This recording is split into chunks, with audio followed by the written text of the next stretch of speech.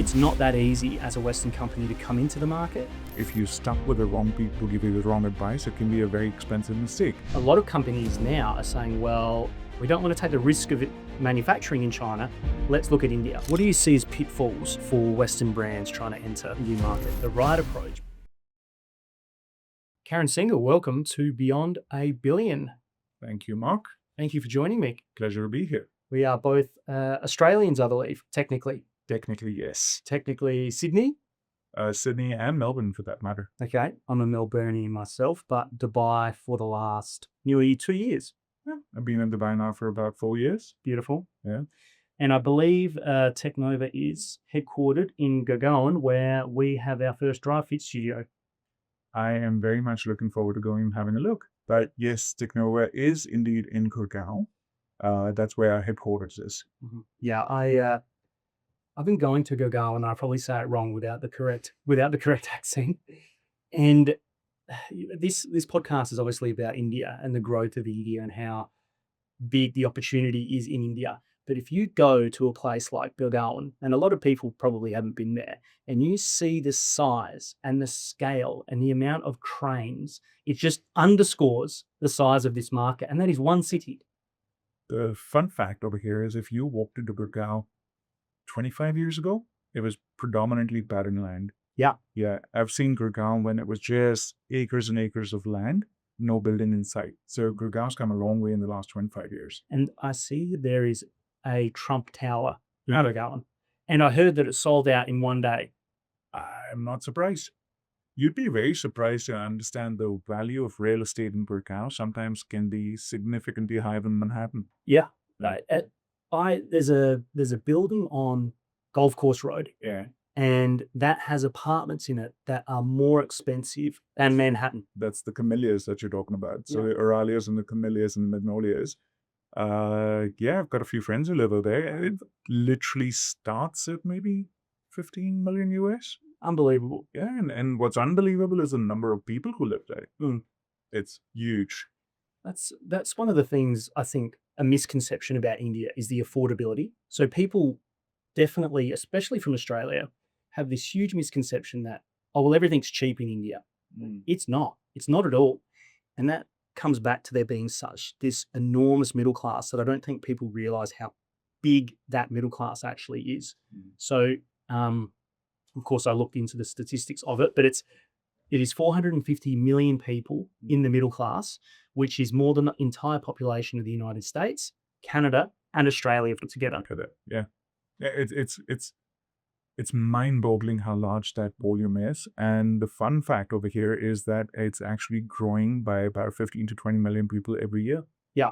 And that's another stat that I saw. The growth is almost the entire population of Australia adds onto the middle class every single year. Yeah. So Technova brings Western companies or international companies into India.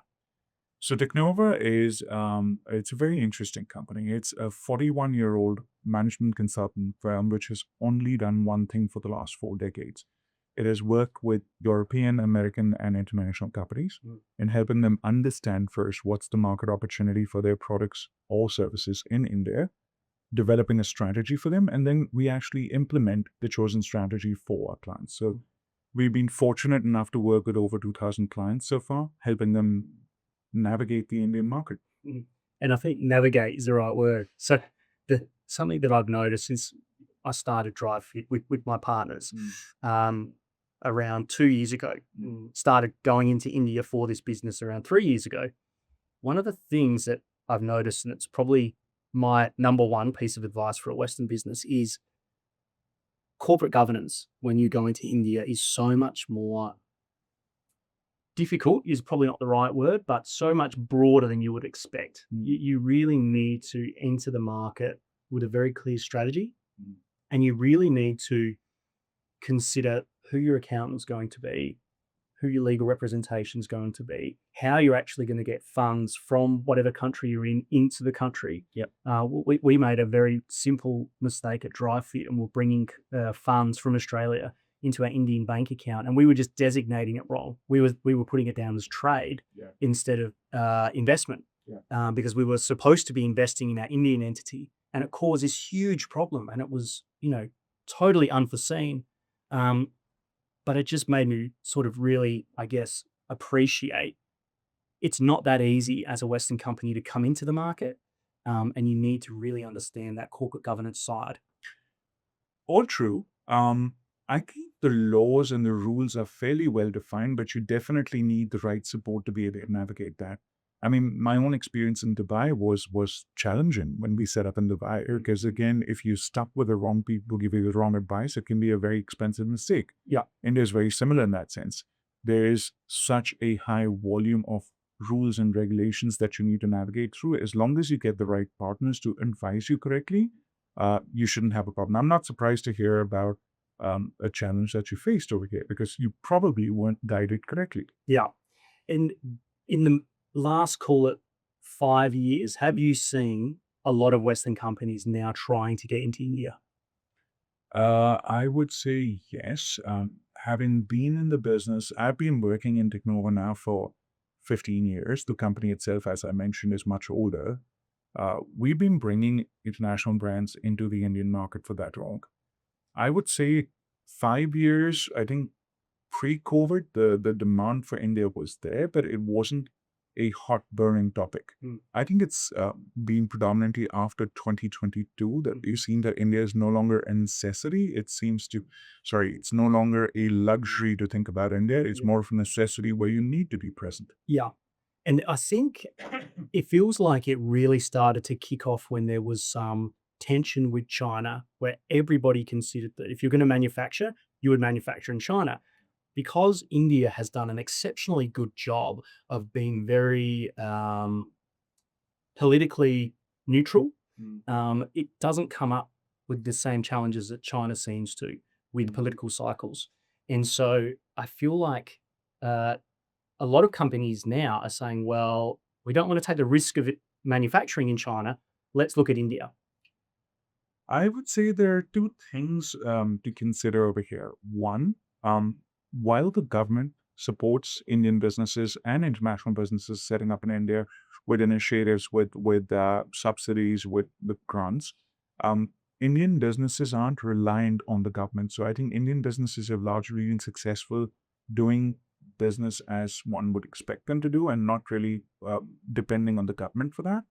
And I think to your earlier point, 2022 was the major game changer, because it wasn't, the world's been reliant on China for years.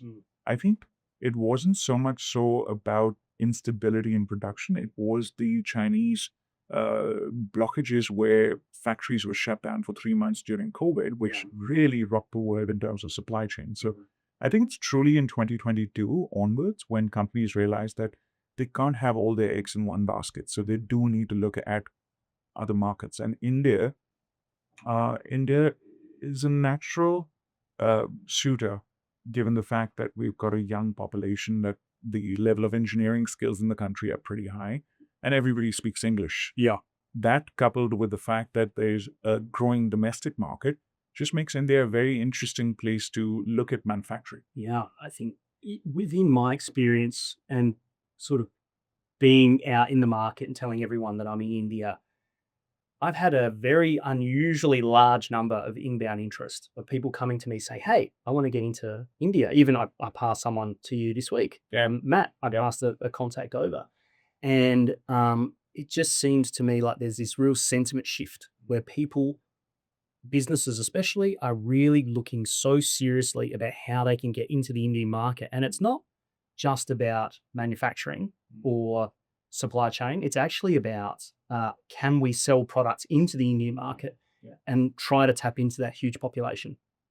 I think India's come a long way in terms of the consumer demand. I think if you look at India today, the volume of younger people who are nuclear families, who are earning dual incomes, the husbands and wives working, they have a lot more disposable income today, and the demand for international products has been going up. I think there's a lot of westernization. India's always been exposed to the Western world. Yeah. Today, with that disposable income, with the younger population, I think we're just at the infancy stage of the demand coming up from India. I'll read you a statistic because you mentioned Western brands. So I had to go find some great Indian statistics because I wanted to discuss them with you. And this one I found very interesting. So 80% of the Fortune 500 now operate in India, and that is 400 of the 500 companies. That includes Apple, Google, Walmart, Unilever, Boeing, and Amazon. All have a presence now in India. This one I found very interesting is Walmart has made its largest ever international investment by acquiring Flipkart. Okay. I think that was $16 billion. That's correct, $16 billion. And so it just shows the West's strong interest in trying to get into this market. And it's evident. If you think about the online space, which is the fastest growing area, it's dominated by the Americans. I mean, you've got Amazon as number one and Flipkart, which was number two, which is, well, as you rightly said, is Walmart. Yeah. So the Americans dominate the online space, and I think they've done a fabulous job. Retailing in India was very interesting, and I think Amazon changed the way things work.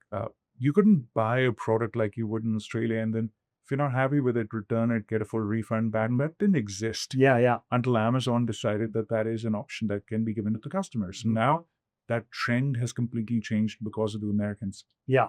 I actually spoke on I spoke in a very short clip the other day about fast e-commerce, and it has grown. And I'm paraphrasing. I think it was 24x in India in the last 5 years. 24 times growth in 5 years. Mark, quick commerce is something that boggles my mind. Okay, India, I think, is the only country in the world right now which has got this new channel selling products. I was exposed to quick commerce for the first time in my life 2 years ago, where we ordered basic groceries for our house, and they were at our house in 8 minutes. Yeah. It is. I think it's a very tough model to replicate, but India's made a massive success out of it. Yeah. I mean, even since living here in Dubai, if What extra shop, right? yeah, if you need something, But that's still half an hour. it is still half an hour, but it's only half an hour. That's not too bad. It's yeah. I mean, in Australia, if you want something, you have to get in the car, go down to the shops and get it. But here, you just pick your phone up and someone delivers it to your door. Sometimes it's 15 minutes. Another interesting fact about quick commerce, right, is I can order a pack of gum, only a pack of gum. Yeah. I'll still be at my house in 8 minutes. Amazing. So it doesn't matter how small your orders are, they will deliver. Yeah, my wife wanted a vanilla Coke. She had a craving for a vanilla Coke. Just one vanilla Coke. got delivered. She delivered it. Yeah, she got it delivered. It's awesome. It's awesome. Yeah, and it is growing outrageously in India. So I'll read you one more. The US FDI, so direct investment, is now in India is now top 5 for America in the world. It's overtaken Brazil and Russia. I'm not surprised again. Yeah. So this is directly related to our home country. Since the free trade agreement between Australia and India, the goods shipped between the two countries has increased 70% year on year. Yeah. And so you can just see this demand both ways. So people are buying things from India, people are sending things into India, and it's creating this really great ecosystem where the spotlight seems to really be on the Indian market. Yeah. I've been wanting trade between Australia and India to go up for the last 2 decades. I lived in Australia for a good 10 years. I think there's so much opportunity to do business between Australia and India. Australia has been phenomenal when it comes to its own consumer brands. I think there's a great demand for the products that Australia produces. Australia was always strong when it came to the mining sector from an industrial perspective, but I think people don't know yet the number of homegrown brands and the quality that they present, which I think is a huge opportunity in India. Yeah. Do you see a lot of Australian brands trying to get into the Indian market now? Consumer brands? Not as much as I'd like to. I think there's a huge scope of opportunity over there. I think there's so many consumer brands from Australia which have yet to enter the market. I mean, we worked, for example, with Black Horse. Okay. Black Horse is a phenomenal brand. And essentially in a tough market, nutraceuticals in general, if you think about it, in a market which is a traditional Ayurvedic market, is a tough call. Very Western nutraceuticals. But Black Horse also gave it a fair go and managed to get some traction in business in India. I think if you look at consumer apparels, if you look at fast-moving consumer goods, Australia has a lot to offer. Yeah. And Blackmores is a big success story for going into a large market. It did really well in China. Yes, yes. Blackmore's, again, from the nutraceutical industry perspective, I think the eastern part of the world, Blackmore's is probably one of the largest brands. Yeah. Yeah. What do you see as pitfalls for Western brands trying to enter the Indian market? In my experience, the biggest pitfall has been not thinking through a strategy for addressing the Indian market hard enough. I truly believe there's an opportunity for any and every product, uh, and there's a market for every product in India. But spending time and understanding, doing your homework, understanding the opportunity, understanding the channels which you need to deploy, and then having a strategy-based approach is what's successful. Unfortunately, I see a lot of companies who don't deploy that. Yes. Yeah. Do you think it's amplified in India where if you went into, say, let's say you're an Australian brand and you decided to enter New Zealand, markets are probably very similar, currency very similar. You've got a lot of similarities between customer. If you took that same approach and quite flippantly went into India, failed? It's going to be a failure. Yeah. As you said that the middle class is 450 million people. Now, it's important to understand that 450 million people are spread over a huge geography. Yeah. Australia is wonderful. I think Australia is larger in size than India, but it's concentrated on the coast. So you've got cities which you can address very targetedly. India is spread all over. This 450 to 500 million people are spread all over the country, and the way to get your product to them is not the same in every region. Yeah. I mean, you've been to India plenty of times. It's actually, in my opinion, it's not a country, it's a continent. Yes. You've got so many different languages. People in the south speak different languages which are not understood in the north. People in the north speak differently. I think, ironically, English is the unified language in the country. So how to address the demand from different parts of the country requires a strategy.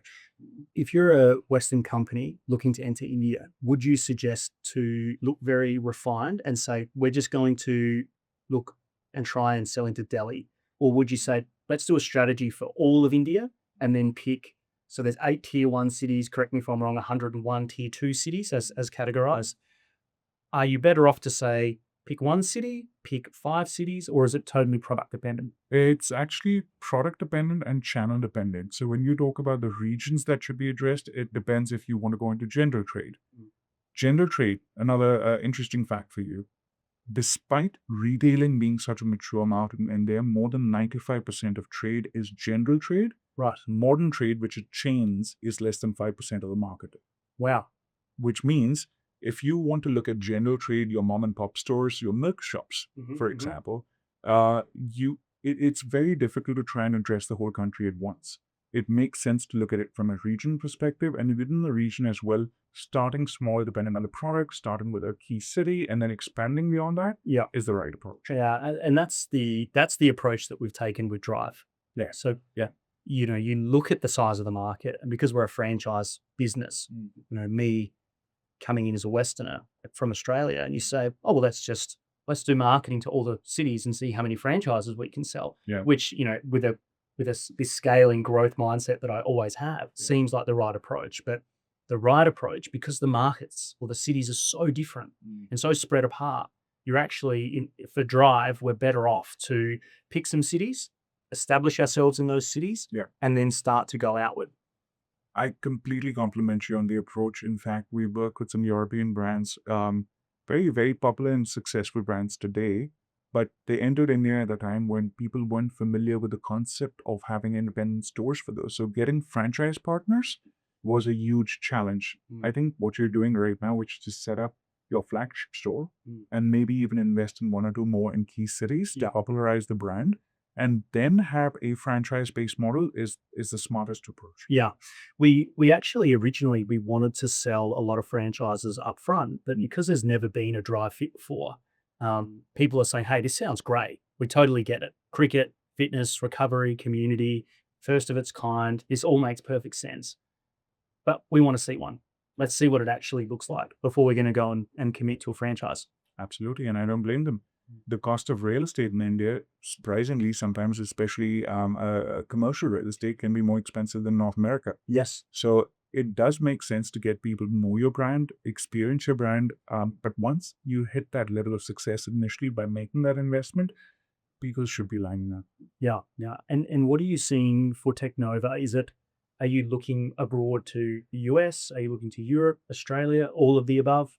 We're agnostic to any international market, but traditionally, I would say about 60% of our clients have been from Western Europe, about 30% from North America, and the remainder from around the world. So, yeah, we'd love to work with Australian companies. We'd love to work with all international companies. Mm.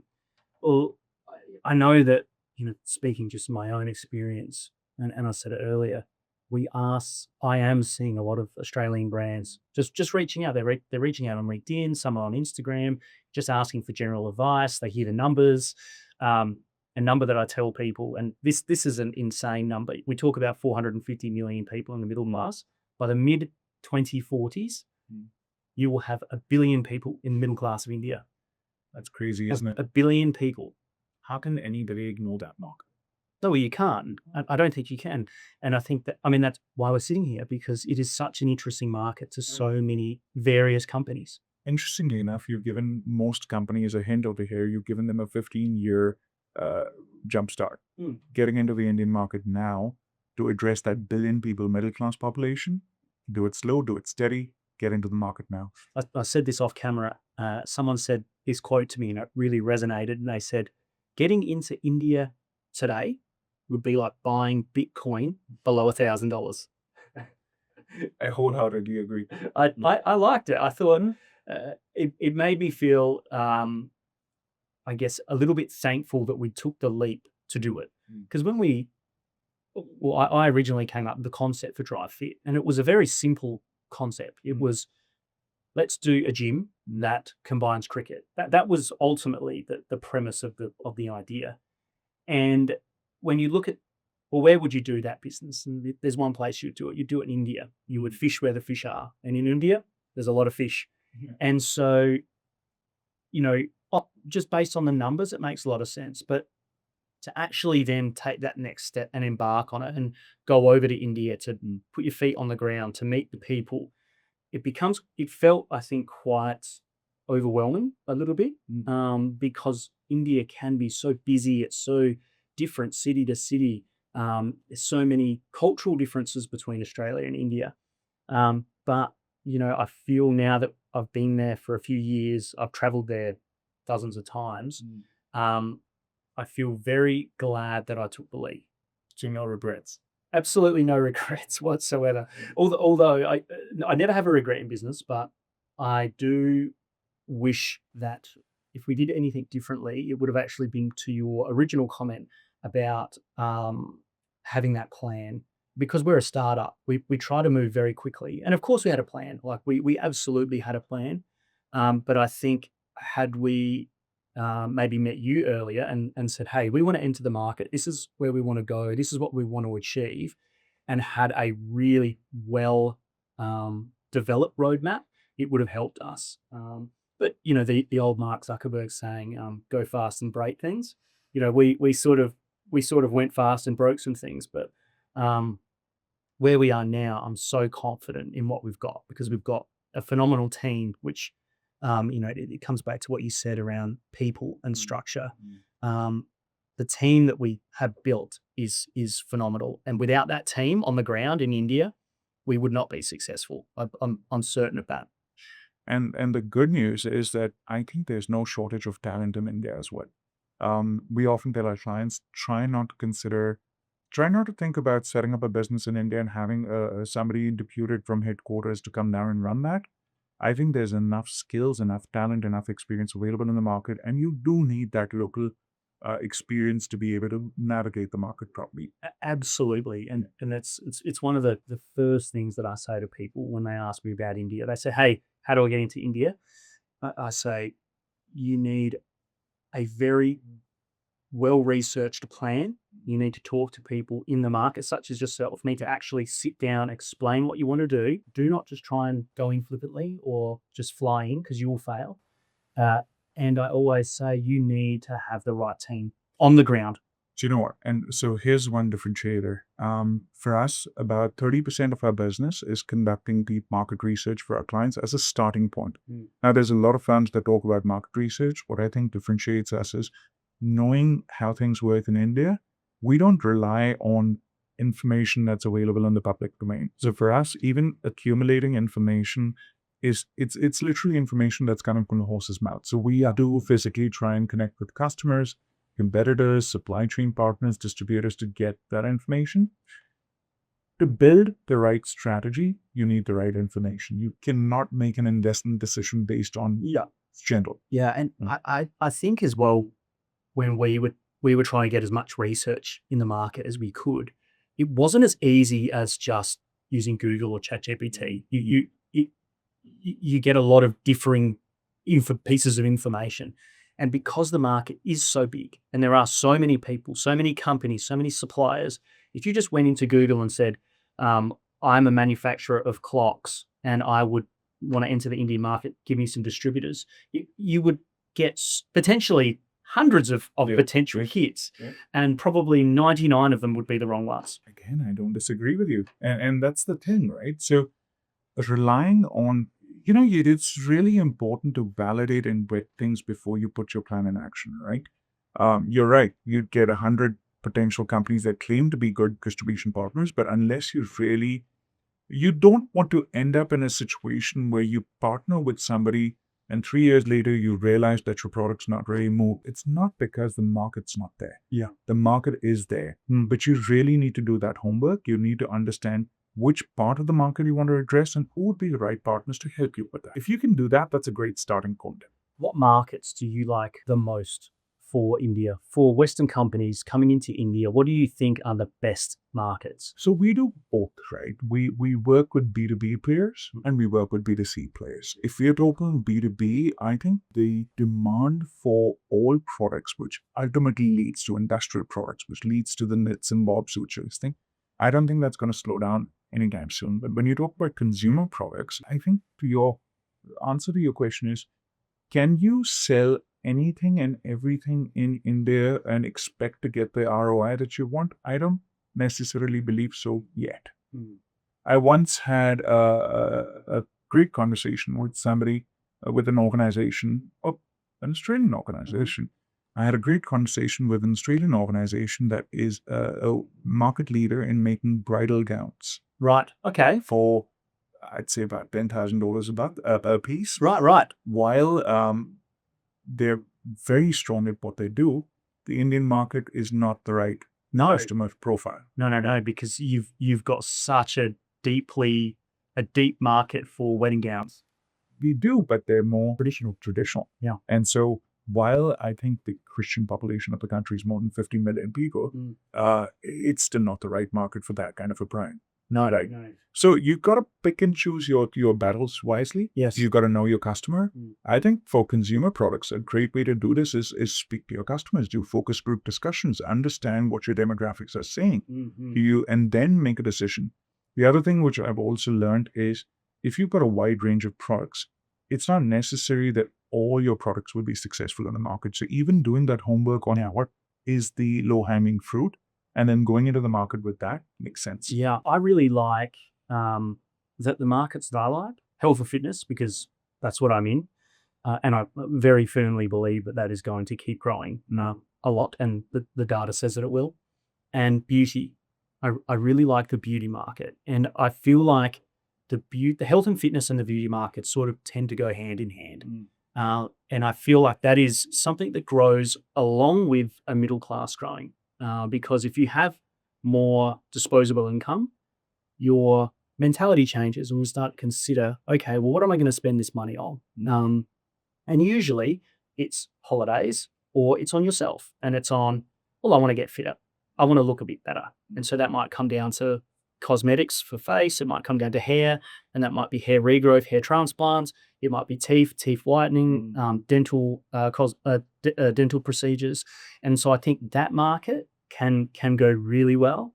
And of course, I certainly hope that the health and fitness market itself keeps booming because I think it's 24% growth, health and fitness. I would would second that, and I would actually substantiate that by saying we've seen a huge influx of demand uh, from the customer segment on health and fitness related food items. Yes. So when the demand for more healthier options has been growing, it's sort of in line with the need for health and fitness from a growth perspective.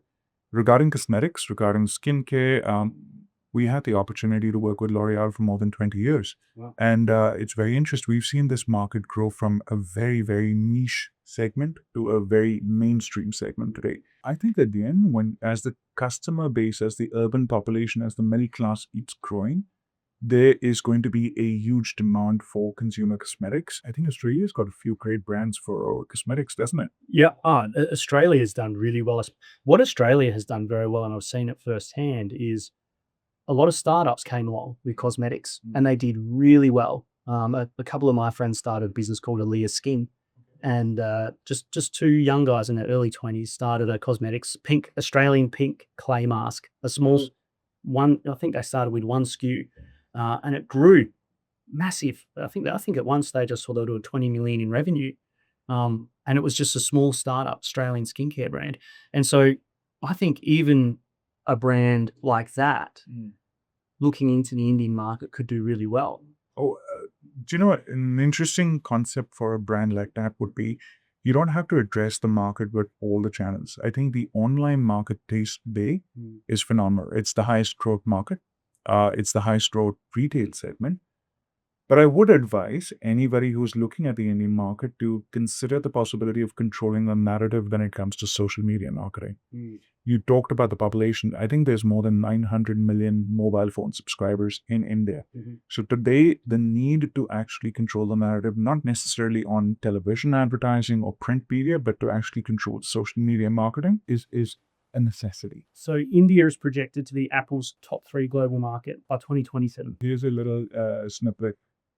It was almost surprising as to the volume of sales that Apple was able to achieve in India before it even decided to set up its own first retail store. Right. I remember my first experience with an Apple retail store was on Pitt Street, I think, in Sydney. Yeah. And it's a phenomenal experience. Yeah. India, I'd say about 5% of the population of India can afford practically anything from overseas, right? So that 5% of that population, of the urban population that you spoke about, is still about 25 million people. And I've seen Apple iPhones in my entire group of friends before Apple even had a retail presence in India. Yeah. So where are they getting the phones? I think it's great that Apple is now not just retailing in India through their own stores, but also manufacturing some of their products in India. Yeah. But their products have been available in the secondary market. Their products have been available through resellers. But I'm very glad to see that Apple actually invested in setting up its flagship store in India now. Yeah, and there's I saw that, was it Trump trying to get Apple to not manufacture in India? I think I saw he wanted it manufactured in the US. No. I wouldn't want to go into a political conversation, but then Trump's also tried to get John Deere not to go beyond the US. And I think sometimes businesses need to do what they need to do. Yeah. And I think if you look at India as a manufacturing hub, everyone has always looked at China. It's always been China plus one. But I think that narrative's changing a lot now. Yeah, I think it's no longer China plus one. I think it's China and India plus one. Yeah. Yeah, I think people, those fringe players such as your Vietnams, who are still fantastic manufacturers, I totally agree. It will always be. Well, I don't know. It's hard to say where things will go long term. I think China's manufacturing infrastructure is so strong and so established, and people have been trading with China it's been known as the world's manufacturer for 25 years. If you look at Asia, right, you can broadly break down Asia into 4 zones. You've got China, which is its own zone. You've got India, which is its own zone. Then you've got Southeast Asia as a collective cluster. And then you've got East Asia, which is essentially Japan and Korea. While China has undisputedly been the market leader when it comes to manufacturing, Vietnam, Thailand, Malaysia, Indonesia are great locations as well. But I think why India trumps, in my opinion, over the Southeast Asian countries is because of the dynamics of the country, right?